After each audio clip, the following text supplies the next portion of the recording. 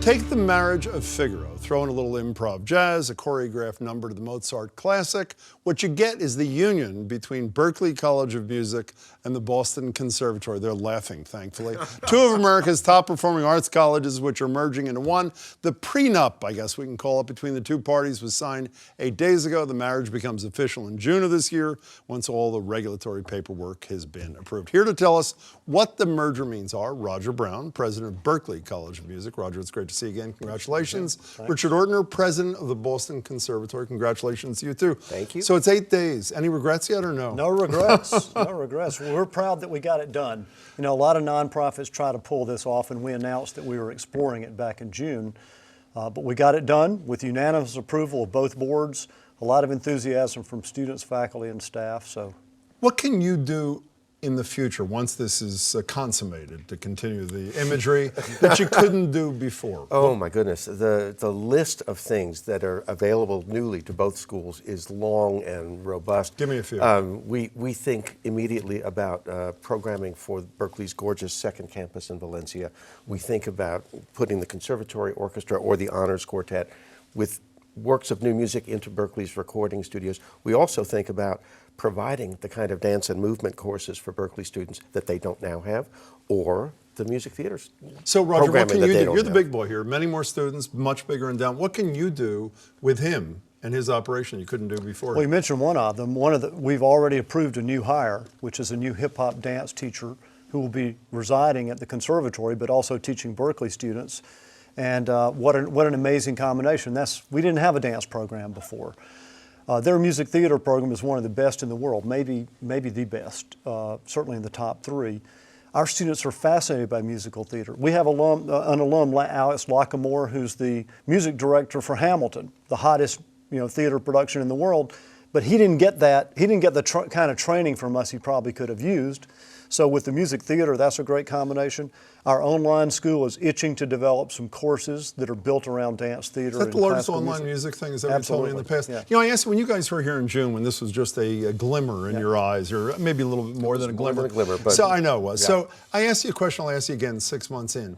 Was this about survival, or was this about great new opportunity? I mean, obviously times are tough for all schools, we know. Which was it? Absolutely about opportunity. And we saw each other, again, neighbors by a happy accident of history, doing things that were complementary, not competitive.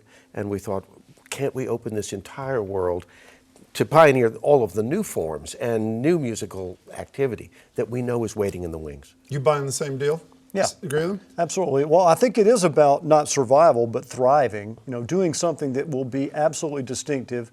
Because I think if colleges aren't re-examining what they're doing, they may have challenges. Fewer faculty, fewer jobs as a result of this? No. Same number of students, same number of classes we need. So, the faculty are actually going to be in better shape because his faculty will become part of the Berklee collective bargaining agreement.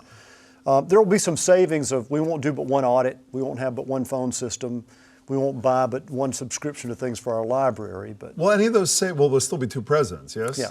Okay, I just want to be clear about that. He looked a little nervous when I asked that question. He was looking at you. But anything in those savings or anything else going to make things more affordable? I mean, this is expensive to go to any institution, yours obviously included. Anything going to help with costs? We are doing everything we can to moderate cost increases and to, frankly, to look to the future. We've learned a lot about learning in the last 20 years. How we put Berklee's robust online their online abilities to the service of education that is affordable to more of our students. It can't just be about increasing scholarship aid, although both of us have done a lot of that. Well, let me tell you 3 concrete things we're doing.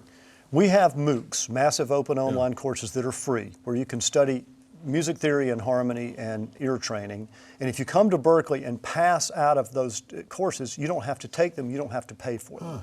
Secondly, we have articulation agreements with 3 U.S. community colleges and 19 international partner schools with an average tuition of a little over $9,000 US. So you can do 2 years at those schools and then transfer, which saves you a lot of money. And then finally, the online school, where you can actually get 4-credit NEASC accredited courses, the people who accredit us and Harvard and MIT and Princeton. You can get accredited courses that you can transfer in at 60% less tuition. That's true. Do you guys like each other? Yes. You do, okay. And I want to ask you what this means for the larger arts music community here. yeah. Mark Volpe, the managing director of the BSO, was on the radio with us the other day. He was exuberant. I got a text this afternoon. I told somebody in town you're going to be here. He said both leaders have shown real innovative thinking during their time at the helm. I think is going to result in a stronger, more viable institution, better able to weather today's and tomorrow's higher ed challenges. Say hi, both of them. Keith Lockhart. So great. what is this? What's this going to mean beyond just for your students? How's this going to benefit this fabulous arts community, Roger? Well, I think we have a hypothesis that media are converging, and that music is often involved in not only film and television as it's been for a long time, but there's much more of that than ever before, but video games and apps. We even think someday online courses will have scores that we've already done a study that students are more likely to complete an online course if there's actually music. So I think what it means is that we're going to create students who are going to be better equipped to invent the future of music and dance. And what's going to do for the larger community? It is absolutely about inventing the future of music, and we're living in a post-genre musical world. You've got rock musicians being commissioned by the Metropolitan Opera, and I'm going to be meeting with the presidents of the remaining U.S. independent conservatories tomorrow in Los Angeles, and you better believe they all wish they had this opportunity. It's terrific. President? Okay. Pleasure. Nice President? to see you. Thanks so much. Pleasure. Lots of luck. It's Okay, very good. exciting Thanks for so everybody. much. Great to see you both.